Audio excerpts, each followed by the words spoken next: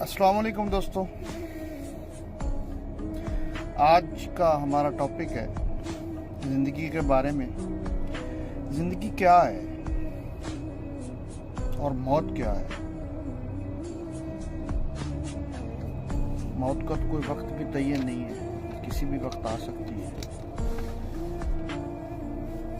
तो किसी को कुछ पता नहीं। ज़िंदगी एक बार मिलती है, बार बार नहीं मिलती। इसको अच्छे से समझ लो। लोगों को जिंदगी उम्र गुजरने के बाद समझ आती है। जब बाल सफेद हो जाते हैं तब समझ आती है। जब हड्डियों से गोश्त चला जाता है तब समझ आती है।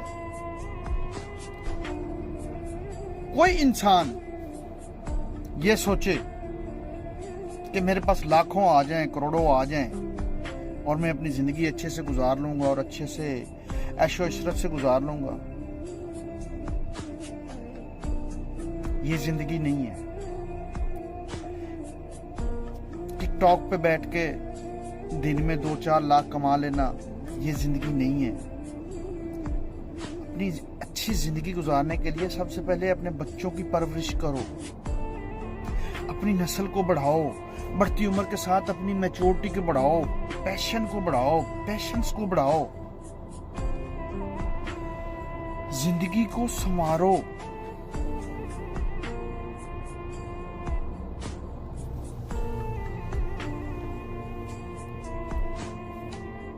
अपनी जिंदगी में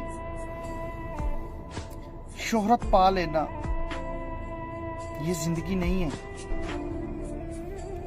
गुनाहों से बचना, छोटों से शफकत से पेश आना, ये जिंदगी है।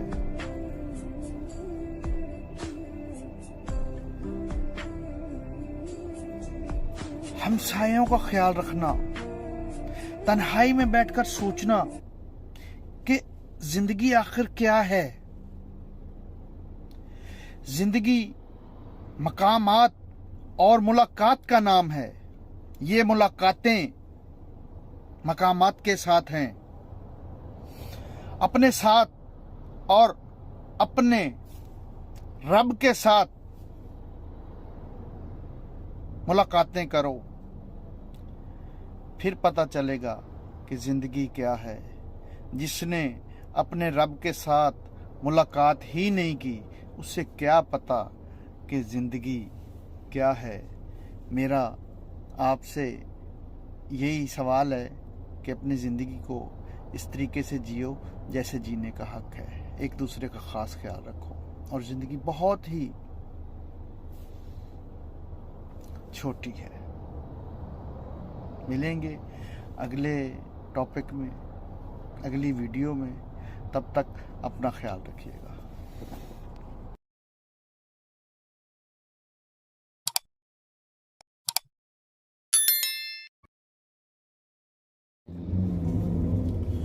आउज़ुबिल्लाहिमिनश्शैतानिर्रजीम, बिस्मिल्लाहिर्रहमानिर्रहीम। अस्सलाम वालेकुम दोस्तों, उम्मीद करता हूँ आप सब खैरियत से होंगे। आज का मेरा वीलॉग है लेमोजीन वर्सेस टैक्सी ड्राइवर, उबर वर्सेस टैक्सी ड्राइवर। इन दोनों में से जो दुबई में है या होम कंट्री में है, कि आपको क्या चूज करना चाहिए। तो दोस्तों, आपके पास अगर आप इन्वेस्ट करना चाहते हैं, इन्वेस्ट मीन 15 से 17 हजार दरहम आपके पास होना चाहिए। 7,000 दरहम आपको वीजा के लिए चाहिए। 10,000 दरहम आपको लाइसेंस की फी और आरटीए की फी और ये चीजें मिक्स करके आपको ये चीजें तकरीबन 17 से 20 हजार को आपका खाने पीने का भी खर्च आएगा। उसके बाद आप लाइसेंस ले लेते हैं, फिर आप या तो अगर किसी के साथ रेंट पे चला रहे हैं तो 12 घंटे आपको गाड़ी मिलेगी रेंट पे। उसमें कुछ कंपनीज 180 दरहम चार्ज कर रही हैं, कुछ 200 कर रही हैं, कुछ 170 चार्ज कर रही हैं। तो अगर आप डेली, मिसाल के तौर पे, अगर आप डेली 400 दरहम भी कमाते हैं उबर पे या करीम पे, दोनों मिक्स करके, तो उसमें आपका 200 सीधा सीधा गाड़ी का रेंट चला गया, पीछे बचा 200 दरहम। और अगर इस दौरान आप कोई भी छुट्टी नहीं करते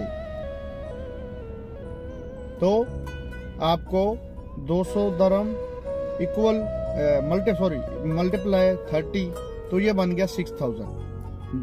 6000 में से आपका 1000 आपके अकोमोडेशन और फूड में चला जाएगा, 500 रियाल तकरीबन आपका साले का और इसको और दूसरे कुछ एक्सपेंसेस में चला जाएगा, पीछे बचा 4500 रियाल। फिर उसमें से आपका तकरीबन 2000 दरहम मैक्सिमम और 1500 दरहम मिनिमम आपका पेट्रोल चला जाएगा, तो पीछे बचा 3000 दरहम। तो 3000 दरहम में अगर आप अपनी इंटरनेट और ये चीज़ें एक्सपेंस निकालोगे तो पीछे आपका 2500।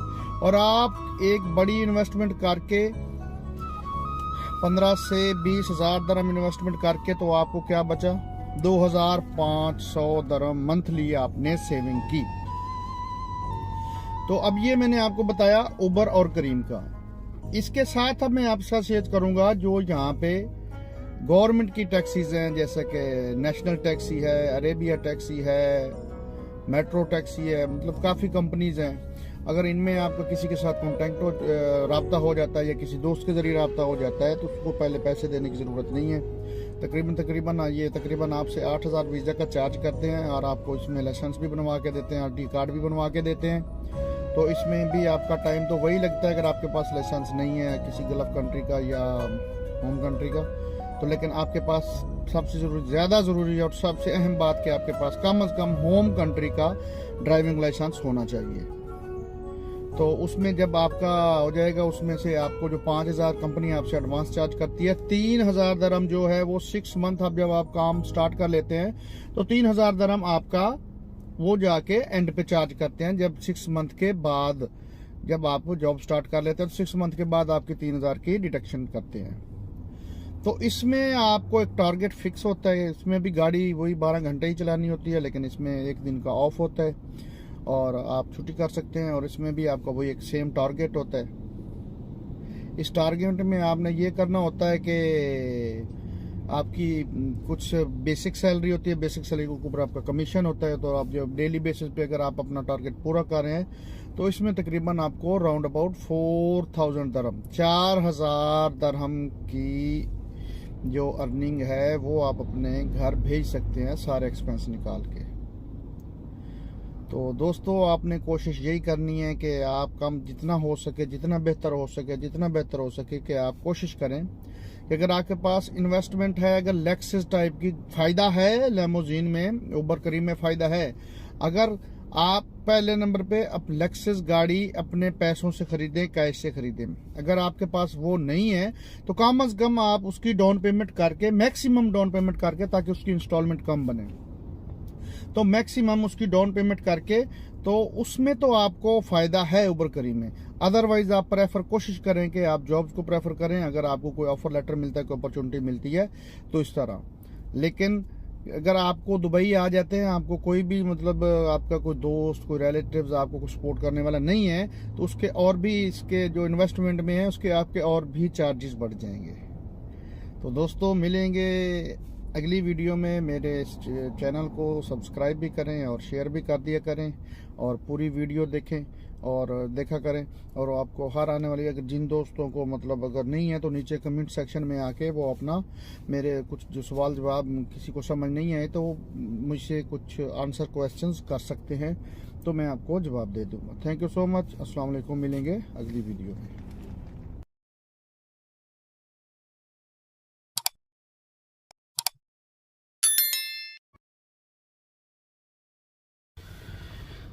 आउज़ुबिल्लाहि मिनश्शैतानिर्रजीम, बिस्मिल्लाहिर्रहमानिर्रहीम। अस्सलाम वालेकुम दोस्तों, मैं आज आपके साथ कुछ ऐसी बातें शेयर करूंगा जो दुबई लेमोजीन के बारे में और जो इसके इन्वेस्टमेंट के बारे में और कुछ दोस्तों को जो हकीकत पे मबनी बातें हैं वो आपसे शेयर करूंगा। कुछ मेरे ऐसे दोस्त हैं यूट्यूबर्स, वो जो कुछ कह रहे हैं कि जी मैं आज मॉर्निंग में इतने बजे निकला और शाम को इतने बजे आया और मैंने आज 1000 दरहम का काम किया। या कुछ ऐसे यूट्यूबर्स भी हैं जो बता रहे हैं कि मैं 1 माह से उनके थंबनेल पे लिखा होता है कि जी 4000 से 12000 दरहम तक कमाओ। तो भाईजान, जो 4000 वाली बात है वो कुछ हद तक समझ आती है, लेकिन जो 12000 वाली है वो 1% भी समझ नहीं आती। आप जितने भी यूट्यूबर हैं, सब के जो अर्निंग्स एप्स हैं उनको जाके चेक करें, उनकी वीडियो देखें, सुने।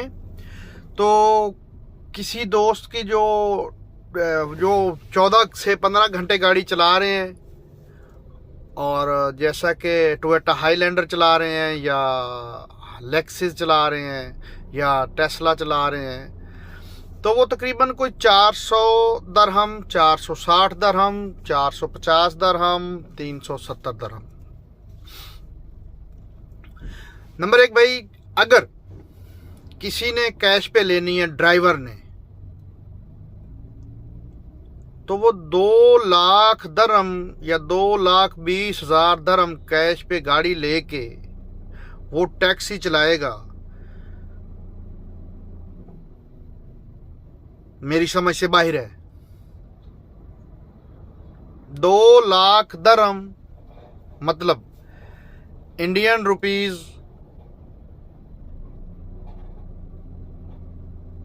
पाकिस्तानी रुपीज, बांग्लादेशी रुपीज, इनको आप कन्वर्ट कर लें तो आप लोगों को खुद ही समझ आ जाएगी।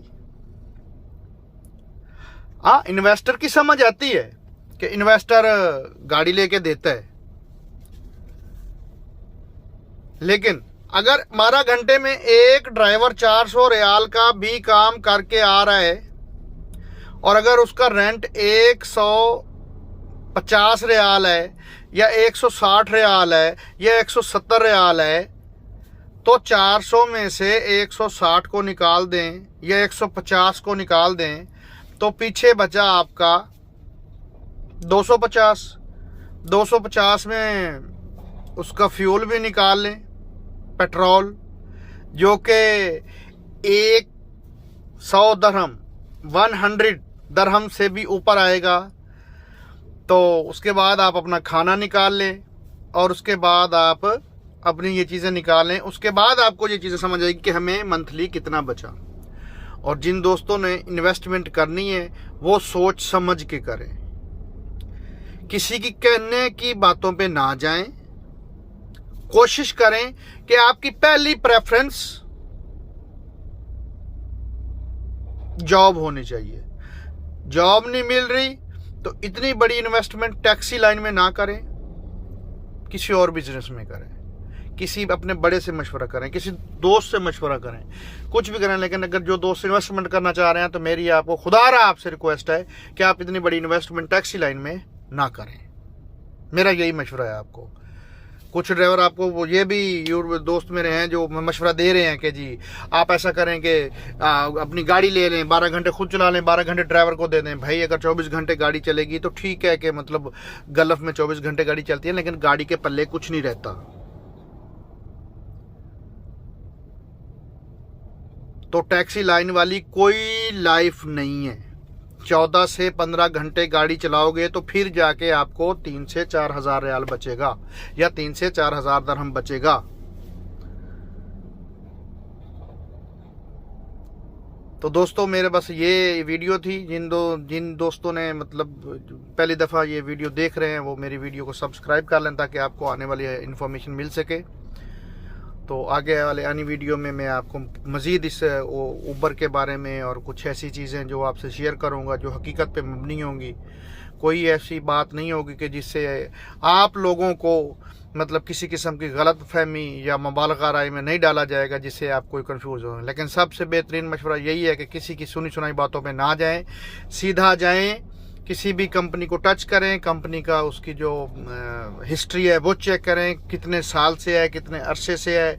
अगर डाउन पेमेंट भी करनी है तो कुछ सोच समझ के करें कि ऐसा ना हो कि आज आप डाउन पेमेंट करें 40-50,000 और उसके बाद 6 माह के बाद गाड़ी मिले और 6 माह के अगले 1 साल के बाद वो कंपनी बंद हुई हो तो आपकी वो डाउन पेमेंट और वो सब कुछ ज़ाया हो जाएगा। तो कोशिश करें कि अपनी आंखों देखे हाल पे यकीन करें, किसी की सुनी सुनाई पे ना करें। तो मिलेंगे अगली वीडियो में इंशाल्लाह। अल्लाह हाफिज।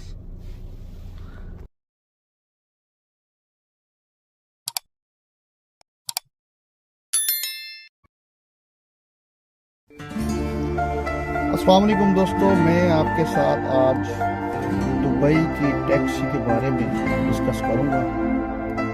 तो ऐसे काफ़ी दोस्त हैं जो नेपाल, बांग्लादेश, पाकिस्तान और इंडिया से हैं, वो ये इंफॉर्मेशन बहुत कम है और मतलब उनकी कोई ज़्यादा स्किल नहीं है या करना चाहते हैं, वो चाहते हैं कि यूएई मतलब ड्राइविंग करना चाहते हैं ड्राइवर के तौर पे। और ये दो डिफरेंट चीज़ें हैं, एक लेवल 3 का ड्राइवर है और एक दुबई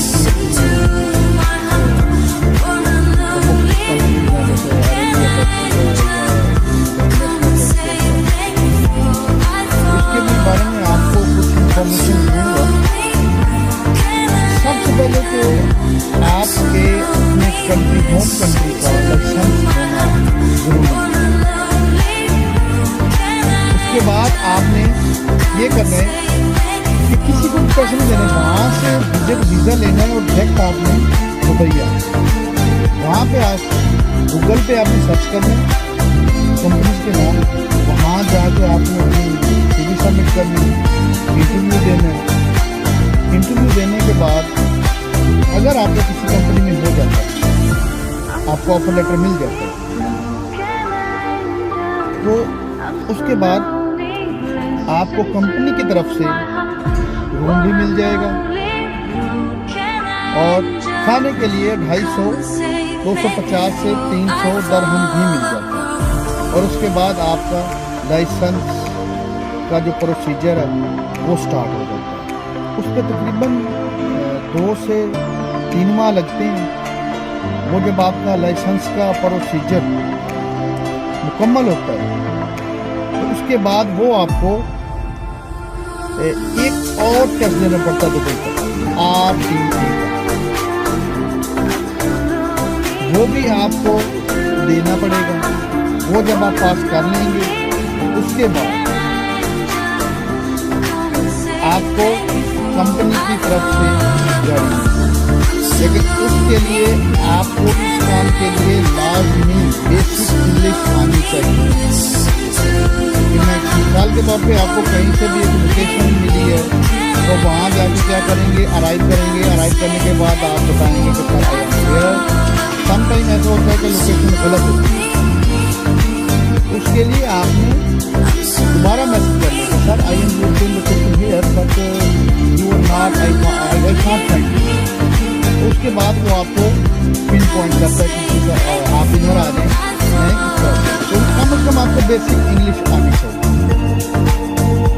इंग्लिश आने के बाद उसके बाद आपने अपना काम शुरू कर लिया। और सबसे मेन और एक ज़रूरी बात आपके साथ में शेयर कर दूँ कि इसके लिए आपको कंपनी जो लाइसेंस के ऊपर चार्जेस आएंगे या आपके जो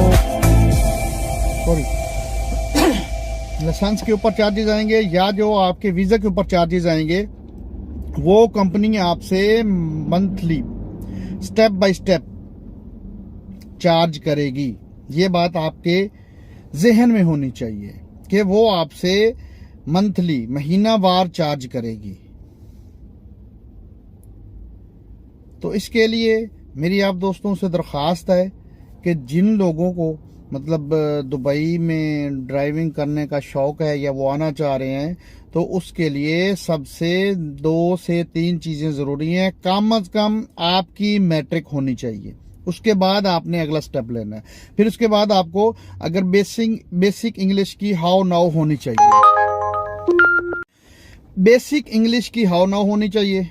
उसके बाद आपने विजिट वीज़ा लेना है, और जिस तरीके से मैंने आपको बताया इस तरीके से आपने अपने इस प्रोसीजर को फॉलो करना है। और पाकिस्तान का सबसे ज़रूरी बात कि आपके पास लाइसेंस, पाकिस्तान, नेपाल, इंडिया, बांग्लादेश, जहाँ कहीं से भी आप आ रहे हैं, तो आपके पास सबसे पहले आपका होम कंट्री का आपके पास लाइसेंस होना ज़रूरी है। इसके अलावा आप लोगों ने ये स्टेप नहीं लेना। और उसके बाद अगर आप अपने कंपनी आ रहे हैं तो डायरेक्ट वहां से किसी को भी पैसा नहीं दें। अगर आपका कोई भरोसेमंद जो प्रॉपर गवर्नमेंट से मंजूर शुदा रिक्रूट ट्रैवल एजेंसी है, उसके थ्रू अगर आप करना चाहते हैं तो बिस्मिल्लाह, वहां से आप कर सकते हैं ये चीजें। तो मिलते हैं इंशाल्लाह, क्योंकि ये मैंने आपको पहले बता दिया कि लेमोजीन और दुबई टैक्सी 2 डिफरेंट चीजें हैं, तो इन दोनों को आपस में मिक्स नहीं करना, क्योंकि लेमोजीन की जो ड्राइवर की अर्निंग है वो अलग है, और जो दुबई टैक्सी का इसका अलग है। क्योंकि क्योंकि आप इसमें जितना आप अपना टारगेट अचीव कर सकते हैं उतना ही आपको उसका इंसेंटिव मिलता है, और उतना ही आपकी वो अर्निंग में, इनकम में इजाफा होता है। तो ये 2-3 चीजें आपने अपने माइंड में रखी हैं। और जिन लोगों को इस चीज की समझ नहीं है तो नीचे आप कमेंट में आके मुझसे कोई भी सवाल पूछ सकते हैं। तो अगर मेरी नई आने वीडियो कुछ ऐसी इन्फॉर्मेशन चाहिए तो दोस्तों मेरे इस वीडियो चैनल को सब्सक्राइब भी कर दें, लाइक भी और शेयर भी कर दें। Thank you so much. मिलेंगे अगली वीडियो में। अल्लाह हाफिज।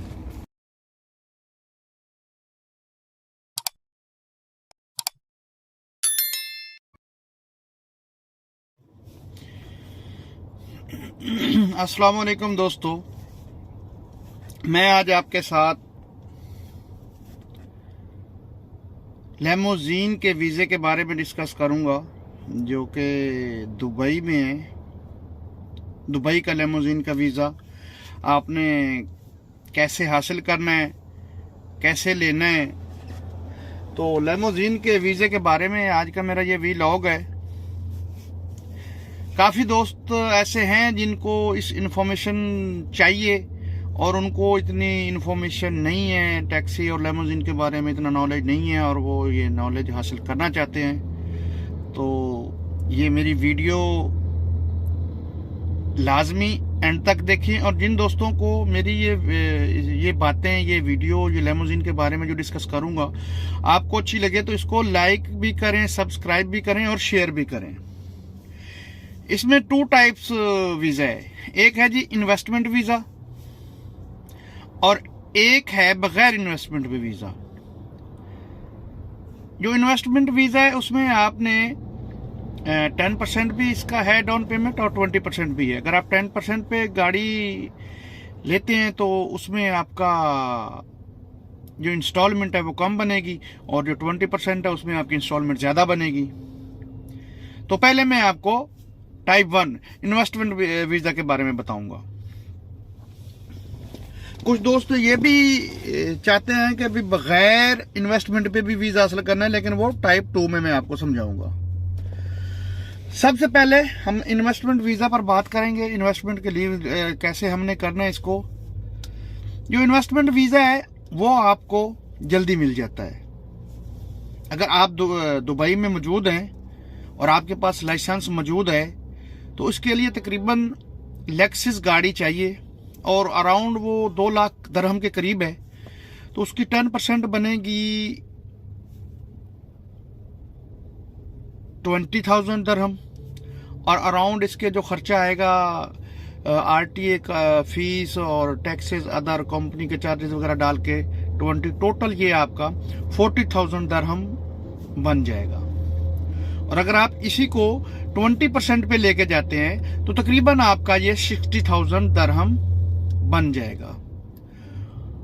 तो ये आपकी इन्वेस्टमेंट वीजा है और ये आपको जल्दी मिल जाता है विदन। और कुछ ऐसी कंपनियां, आपने जो सबसे पहली कोशिश ये करनी है कि अच्छी से अच्छी कंपनी, जिस कंपनी के 5 स्टार, 7 स्टार, 3 स्टार से ऊपर लिंक हो होटल्स के साथ, जिनके एग्रीमेंट्स हों, उनके साथ कोशिश करनी है। लेकिन इनमें थोड़ा सा एक है इशू कि इसमें थोड़ा सा वीजे की तखीर आती है, वीजे का इशू आता है, क्योंकि इनके पास जो अच्छी, जाहिर है कि अच्छी चीज़ के मतलब रश ज़्यादा होता है, लाइन ज़्यादा होती है, तो इसके लिए थोड़ा सा टाइम लग जाता है। बाकी और भी कंपनीज हैं लगे जो आपको 2 से 3 माह में गाड़ी मिल जाती है, लेकिन आप खाली उबर करीम में, लेकिन ऑफ सीजन में जाके आपको प्रॉब्लम क्रिएट होता है। लेकिन जो अच्छी कंपनी होती है जिसके 5 स्टार के साथ लिंक होते हैं कंपनीज के साथ, तो उनके साथ ये है कि आपको 2 से 3 ट्रिप भी मिल जाएं तो आपको ऑफ सीजन में भी किसी किस्म का कोई प्रॉब्लम नहीं आता। अगर आप 10% करते हैं तो उसकी आपकी इंस्टॉलमेंट कम आएगी और 20% पे आपकी ज्यादा आएगी। 20% डाउन पेमेंट के साथ आपका अराउंड टोटल कॉस्ट 60,000 आएगी। ये था इन्वेस्टमेंट वीजा। तो कोशिश आपने करनी है कि आपने इन्वेस्टमेंट वीजा ही लेना है। इसके बाद आ जाता है जी कि आपका बगैर इन्वेस्टमेंट के वीजा कैसे हासिल करना है। सॉरी, इसमें एक और चीज मैं आपके साथ ऐड कर दूं। अगर जिन दोस्तों के पास लाइसेंस नहीं है तो वो इसके साथ इजाफी खर्चा आएगा। तकरीबन कोई अराउंड 3 मंथ्स लग जाते हैं लाइसेंस लेने में, और इसके आपके जो अकोमोडेशन और खाना पीना, फूड अलाउंस, ये वो सब कुछ आपकी अपनी जेब से जाएगा। तो उसका भी आपने साथ ये अपने जेहन में रखना है, ठीक है जी। और अगर आपके पास लाइसेंस है पहले से यूएई का, तो आपको ये खर्चा उसमें निकाल देना है। कुछ कंपनी बगैर इन्वेस्टमेंट के भी वीजा देती हैं, और वो आप कोशिश करें कि अपनी चूज करें। उनके पास 5 स्टार होटल नहीं होते, लेकिन वो कुछ आपको ये फिक्स सैलरी दे देते हैं अराउंड 3,000 टू बिटवीन 5,000, और या सिर्फ कुछ ऐसी कंपनीज ही हैं जो सिर्फ आपको कमीशन देती हैं। आपके साथ पहले का मामला तय होता है, एग्रीमेंट होता है, उसके बाद आप वो एग्रीमेंट करके और अपना उनके साथ वो भी काम कर सकते हैं। लेकिन जी जो मेरी राय है, कोशिश करें कि सबसे ज़्यादा बेस्ट ऑफ बेस्ट कि आप इन्वेस्टमेंट वीज़ा परचेज करें। और अगर आपको मेरी ये वीडियो अच्छी लगी हो, मेरी बातें अच्छी लगी हो, तो मेरी इस वीडियो को, इस चैनल को सब्सक्राइब करें।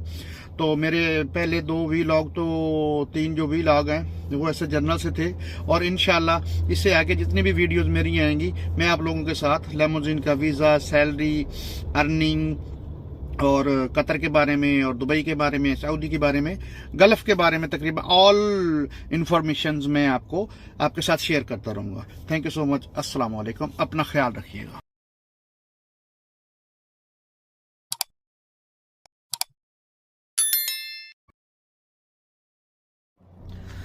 आउज़ुबिल्लाहि मिनश्शैतानिर्रजीम, बिस्मिल्लाहिर्रहमानिर्रहीम। अस्सलाम वालेकुम दोस्तों, मैं आपके साथ आज माँ और बाप के हकूक़ के बारे में बात करूंगा। अल्लाह ताला के बाद इस दुनिया में अगर किसी का हक है आपके ऊपर या हकूक़ हैं, तो सबसे पहले आपके माँ बाप के, आपके वालिदैन के हैं।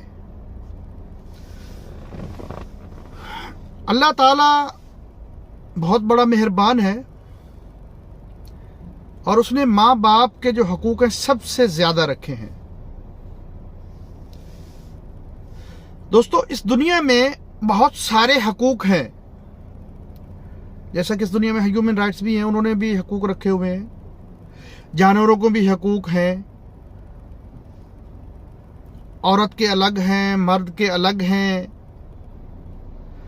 कुत्ते के भी हकूक़ हैं, बिल्ली के भी हकूक़ हैं।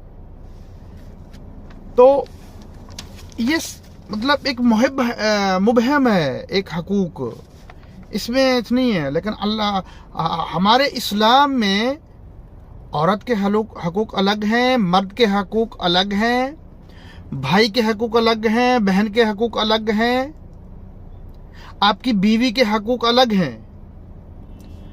और इनसे सबसे अफजल जो हक है, जो हकूक़ है, वो आपके माँ बाप का है। अल्लाह ताला फरमाता है कि अगर आप नमाज पढ़ रहे हैं तो आपको इजाजत है कि आपके माँ बाप में से किसी एक ने भी आपको आवाज दी है तो आप नमाज छोड़कर जा सकते हैं।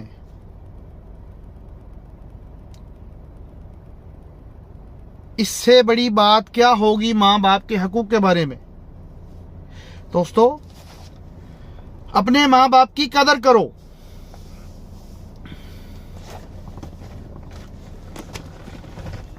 एक हजूर अकरम सल्लल्लाहु अलैहि वसल्लम में हजूर अकरम सल्लल्लाहु अलैहि वसल्लम के पास एक आदमी आया और कहा कि या रसूल अल्लाह, मैंने अपनी मां को पैदल हज करवाया जो कि 15 से 16 मील का फासला है, उसमें पहाड़ भी हैं, ये मक्का से अरफात तक, जो कि लोग किस्तों में जाते हैं। तो मैंने अपनी मां को तवाफ करवाया, हज करवाया अपने कंधों के ऊपर बैठाकर। तो मैंने अपनी मां का हक अदा कर दिया। तो हमारे प्यारे नबी हजरत मोहम्मद मुस्तफ़ा सल्लल्लाहु अलैहि वसल्लम ने फरमाया कि आपने जो एक घूंट दूध का पिया है, जो आपकी मां ने आपको पिलाया है, उसके बराबर भी आपने हक अदा नहीं किया। ये मां बाप की शान है। तो मेरे अजीज दोस्तों, जैसा कि ये वक्त बहुत अहम है, जिन लोगों के माँ बाप इस दुनिया में हैं उनके हकूक़ का भी ख्याल रखें, उनकी खिदमत करें और उनके साथ नरमी से पेश आएं। कहीं ऐसा ना हो कि देर हो जाए। ये माँ बाप की दुआ आपकी आने वाले नस्लों को भी कभी दुख नहीं देगी, और अपने माँ बाप को कभी उफ तक ना कहो। एक दफा हजरत सैयदना फातिमा रज़ियल्लाहु ताला अन्हा ने हजरत इमाम हसन अलैहिस्सलाम से पूछा कि बेटा, सारी जिंदगी आपने मेरे साथ बैठकर खाना नहीं खाया, तो आगे से हजरत इमाम हसन अलैहिस्सलाम फरमाया कि कहीं किसी लुकमे की तरफ आपकी नजर पड़े और मैं अदम आगही की वजह से अपने हाथ को उस लुकमे पे डाल लूं और ना जान सकूं कि इस लुकमे को मेरे उठाने का इरादा मेरी मां के दिल में पैदा हो चुका है और मैं अल्लाह ताला की रहमतों से महरूम हो जाऊंगा, इस वजह से आपके साथ मैंने कभी खाना नहीं खाया। तो दोस्तों, ये पल, ये ज़िंदगी बहुत अहम है, बहुत कीमती है। अपने माँ बाप की कदर करें। अपने माँ बाप में से, दोनों में से किसी को भी उफ तक ना कहें। जितनी कोशिश हो सके अपने माँ बाप के साथ रहें। उनका मतलब अपने बच्चों के हकूक़ भी आप पूरे अदा करें, अपनी बीवी के भी, वो अलग हैं, लेकिन अपने माँ बाप के लिए भी लाजमी ज़रूर टाइम निकालिए। अगर आप कहीं दूर हैं, अगर आपको कभी छुट्टी मिलती है, तो तब जाके अपनी वालिदा के, वालिद अगर हयात हैं दोनों, तो दोनों के साथ, अगर एक हयात है तो एक के साथ, जो इस दुनिया से चले गए हैं उनके लिए अपने वालिदैन की मग़फ़रत की दुआ करें। तो दोस्तों, मिलेंगे अगली वीडियो में किसी और टॉपिक पे। तो इंशाअल्लाह मैं आपके साथ अच्छी अच्छी बातें शेयर करता रहूँगा और मिलेंगे अगली वीडियो में। जिन लोगों को ये मेरी बात अच्छी लगे या पसंद आई हो, तो मेरे इस चैनल को सब्सक्राइब भी कर दें, लाइक और शेयर भी कर दें। मिलेंगे अगली वीडियो में। अल्लाह हाफिज़। अस्सलाम वालेकुम।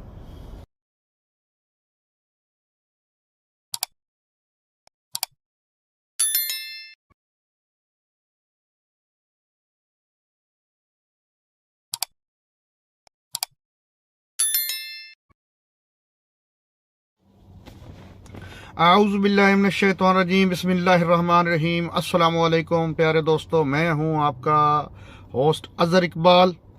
मैं आपके साथ कतर की तारीख़ और कतर के बारे में आप लोगों के साथ इस पहले व्लॉग में कुछ बातें शेयर करूंगा, और उसके बाद जो मेरे आने वाले वीडियोस होंगी और उनमें मैं आपको कतर के वीज़ा जात और जॉब्स के बारे में और कतर इसके बारे में कुछ इन्फॉर्मेशन शेयर करता रहूँगा। और जिन दोस्तों को मुझे पर्सनली टच करना है वो कमेंट्स में आके पूछ सकते हैं।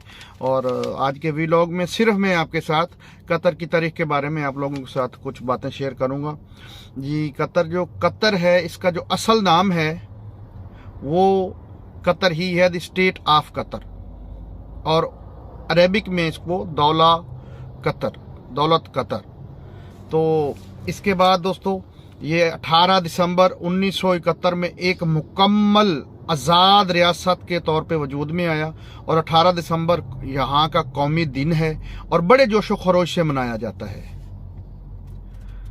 और इसकी जो तारीख है तकरीबन कोई 5000 साल पुरानी कतर की जो तारीख है। और इससे पहले ये उस्मानी हुकूमत और उस्मानी के बाद बरतानवी हुकूमत के साथ एक मुआहदा तय पाया, और इसके जो फाउंडर हैं, कतर के फाउंडर जो कतर के बानी हैं, वो थे शेख जासिम बिन मोहम्मद अल तानी। ठीक है जी दोस्तों।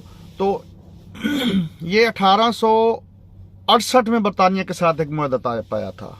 उसके बाद फिर उस्मानी हुकूमत, फिर बरतानवी, फिर उसके बाद 1971 में मुकम्मल तौर पे आज़ाद हुआ। और इसमें जो मगरबी एशिया की एक ये खुद मुख्तार रियासत है, ठीक है जी।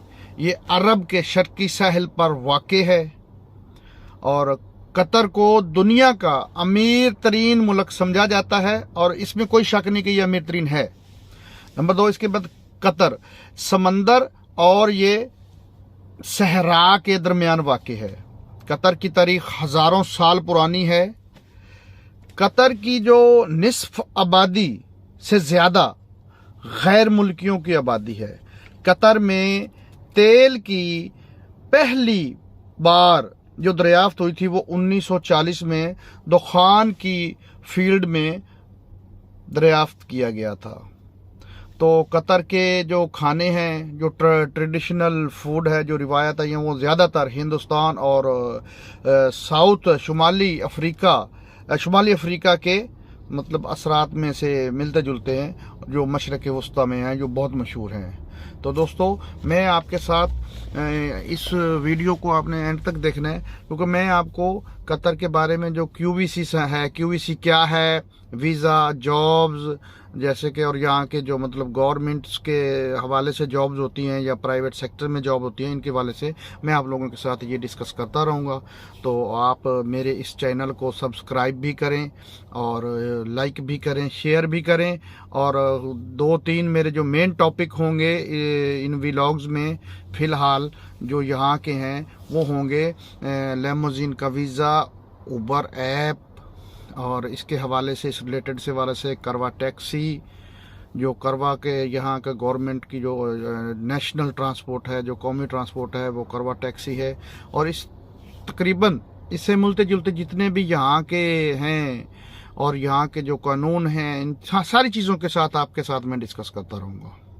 तो मिलेंगे इंशाल्लाह अगली वीडियो में। दुआओं में याद रखिएगा। अल्लाह हाफिज़।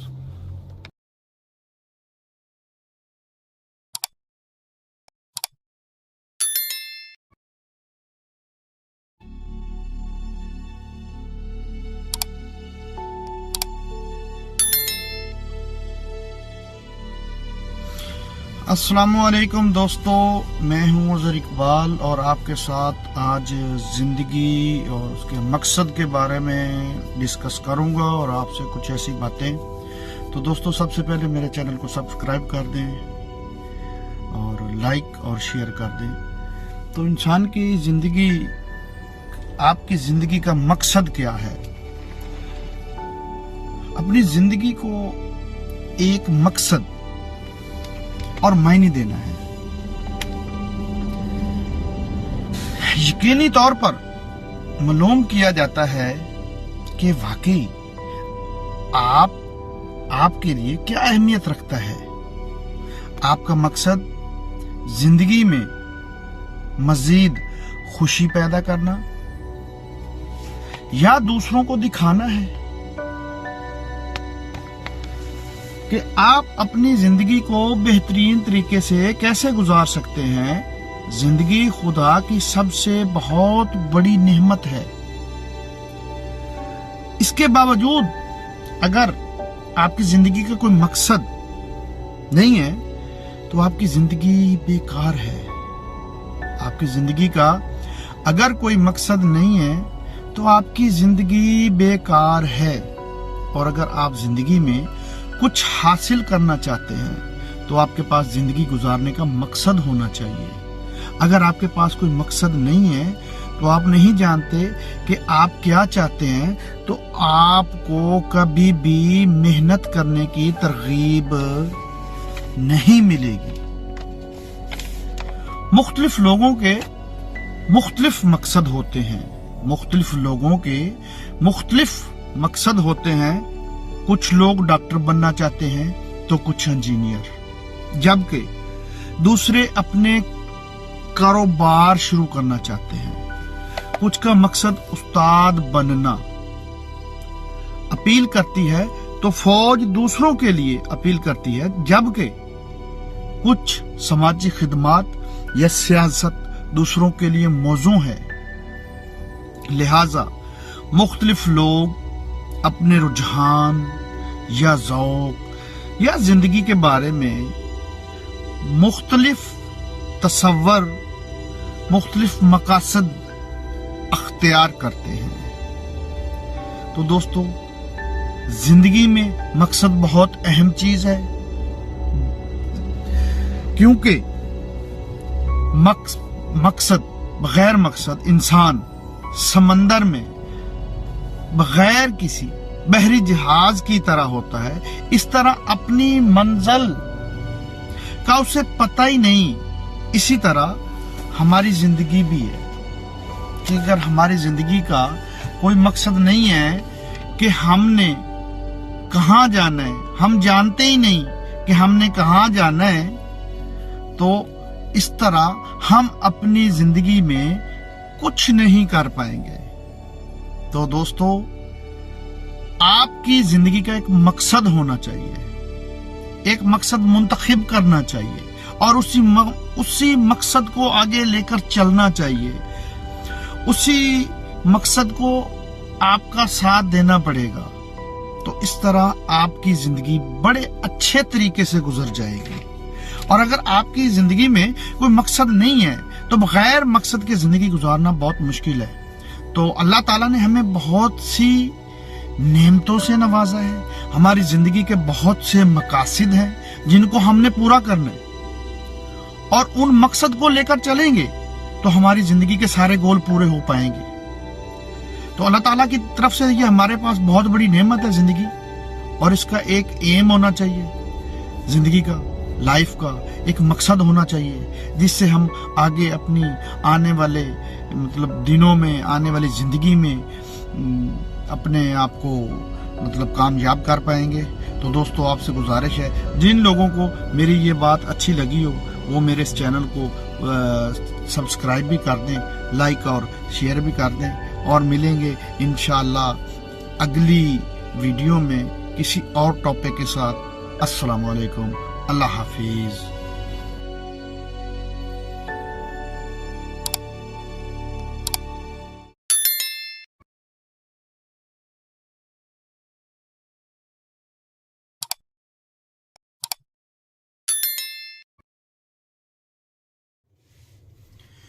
आउज़ुबिल्लाहिमिनश्शैतानिर्रजीम, बिस्मिल्लाहिर्रहमानिर्रहीम। अस्सलाम वालेकुम दोस्तों, मैं आज आपके साथ कतर के वीज़े के बारे में, जो लेमोजीन का वीज़ा है, इसके बारे में कुछ इन्फॉर्मेशन आपके साथ शेयर करूंगा। नेपाल, बांग्लादेश, पाकिस्तान और ख़ासकर लेमोजीन के वीज़े के बारे में, और इसके साथ कतर जो जनरल वीज़ा है उसके बारे में इन्फॉर्मेशन, और कुछ ये मुख्तलिफ वीडियोज़ में आगे जॉब्स की इन्फॉर्मेशन भी मैं आपके साथ शेयर करूंगा। सबसे पहले मैं आपको बताऊं कि जी कतर का जो लेमोजीन का वीज़ा है, बिल्कुल ही आसान तरीका है इसका। आप जाएं, गूगल पे सर्च करें limousine visa, sorry limousine visa आप सर्च करेंगे, उसमें मुख्तलिफ कंपनीज़ के एड्स आ जाएंगे। आप वहाँ पे क्लिक करेंगे, उनका व्हाट्सअप नंबर लें, उनसे रब्ता करें, और जो भी उनके साथ आपकी बातचीत होती है, ठीक है, उसके साथ आप कोई ऑथेंटिक बंदा देख के, या फिर आप पाकिस्तान में किसी भी जो रिक्रूट एजेंसी है गवर्नमेंट से मंजूर शुदा, उनसे रब्ता कर लें, वो ज़्यादा बेहतर है आपके लिए। और बगैर किसी भी एजेंट को पैसे देने की ज़रूरत नहीं है। या अगर कोई आपका कोई दोस्त या कोई फैमिली मेम्बर कतर में है तो आप उससे रब्ता करके उस एक अथेंटिक फर्म के ज़रिए आप अपने वीज़े का प्रोसेस शुरू करें। तो सबसे पहले मैं आपको बताऊंगा कि QVC, ये QVC क्या है। QVC मीन, ये शॉर्ट फॉर्म है एक Qatar visa centre. Qatar visa centre क्या है, इसमें आप जब आपकी मामलात कंपनी के साथ तय पा जाते हैं तो कंपनी आपको एक कतर वीज़ा सेंटर जो QVC है, आपके कंट्री में जो मुख्तलिफ सेंटर्स बने हुए हैं कतर गवर्नमेंट की तरफ से, वो आपके जो करीब होगा आपका, उसकी आप कंपनी को बताएंगे कि ये मेरे करीब है, वो आपका वहाँ से आपकी मेडिकल के अपॉइंटमेंट निकाल के देगा। तो आपके जो साथ ज़रूरी कागजात हैं कि जो QVC पेपर होंगे उनका प्रिंट आउट ले लेना है, ओरिजिनल पासपोर्ट और उसकी फ़ोटोकॉपी, ओरिजिनल ID कार्ड और उसकी फ़ोटोकॉपी, और इसके साथ जो आपकी वैक्सीनेशन है वो ओरिजिनल और उसकी फ़ोटोकॉपी साथ लेकर आपने जाना है। तो ये चीज़ें आपने अपने साथ लेके जानी है। और उसके बाद आपका जो वीज़ा जो QVC मेडिकल वहाँ से कंप्लीट होगा, प्रोसेस जो कंप्लीट होने के बाद आपका जो रेडी टू प्रिंट आएगा, तो उसके बाद आप यहाँ पे आ जाएंगे। तो सिर्फ आपका यहाँ के सिर्फ ID बनेंगे, इसके अलावा कुछ नहीं। आपके फिंगरप्रिंट्स, आपके जो medical test, total A to Z वहीं आपके कंट्री से ही होंगे। बाकी यहाँ से कोई भी ऐसा वीज़ा नहीं है कि जो आपको बोले कि इधर आ जाएं और आपको हम आपका वीज़ा भेज दिया आप आ जाएं, ऐसा कोई वीज़ा नहीं है। उसके लिए आपका अपने मुल्क से, अपने कंट्री से, होम कंट्री से आपका QVC कतर वीज़ा सेंटर से मेडिकल का होना ज़रूरी है। और जब उसका वो रिज़ल्ट आएगा, रिज़ल्ट के बाद आपने उसका भी जो रिज़ल्ट है, अल्लाह आपको कामयाब करे, जितने भी दोस्त ख्वाहिशमंद आना चाहते हैं तो उनके जो मेडिकल जो इशू है ना आए, उसके बाद आप इधर आ जाते हैं। तो यहाँ पे अगर आपके पास आपका होम कंट्री लाइसेंस है तो उसके लिए थोड़ी सी आसानी है, और अगर नहीं है तो उसमें आपके लिए 2 से 3 माह आपको दरकार चाहिए होते हैं। तो ये सारे मामलात आपने अपनी जिस फर्म से, जिस दोस्त से, जिस एजेंसी से वीज़ा ले रहे हैं, ये मामलात आपने वहाँ पे क्लियर करके आने हैं। तो दोस्तों अब आगे चलते हैं। ये लेमोजीन क्या है? ये कतर में ये लेमोजीन है, जो इसमें मुख्तलिफ कंपनीज जो हैं, जैसा कि मित्सुबिशी एक्सपेंडर है, निशान है, होंडा है, होंडाई है, इसके मुख्तलिफ ब्रांड्स हैं गाड़ियों के, जो SUV भी हैं, और इसमें टोयोटा करोला है, टोयोटा कैमरी है, मुख्तलिफ इक़साम की गाड़ी हैं। अब तो माशाल्लाह यहाँ पे वो ऑडी और BMW भी और फार्चूनर भी उबर करीम में इंट्रोडक्शन उनका भी तारफ शुरू हो चुका है, वो गाड़ियाँ भी आ चुकी हैं। तो लेमोजीन का वीज़ा है कि आपने अपना लाइसेंस ले लेना है और उसके बाद आपने उबर एप्लीकेशन का प्रोसेस करना है। अगर आपके अपने मोबाइल से प्रोसेसिंग हो जाए तो ठीक है, नहीं तो यहाँ के आपको लोकल दफ्तर में जाके उबर के अप्रोच करके अपना उबर अकाउंट बनवाना है। लेकिन फ़िलहाल जो कि स्टिल अभी नए अकाउंट ओपन नहीं हो रहे, ये आपके लिए मोर इन्फॉर्मेशन है कि उबर के अभी नए अकाउंट ओपन नहीं हो रहे। तो इसके लिए मतलब ये सारी इन्फॉर्मेशन कलेक्ट करके आनी है आप लोगों ने, ताकि इधर आके आपको किसी भी किस्म की परेशानी नहीं हो।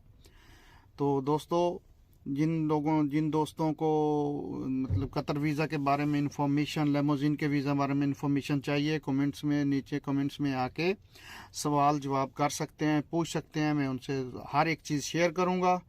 दुआओं में याद रखिएगा। मिलेंगे, ये छोटी सी वीडियो बनाई है, एक तारफ़ी वीडियो, तो मिलेंगे इंशाल्लाह अगली वीडियो में।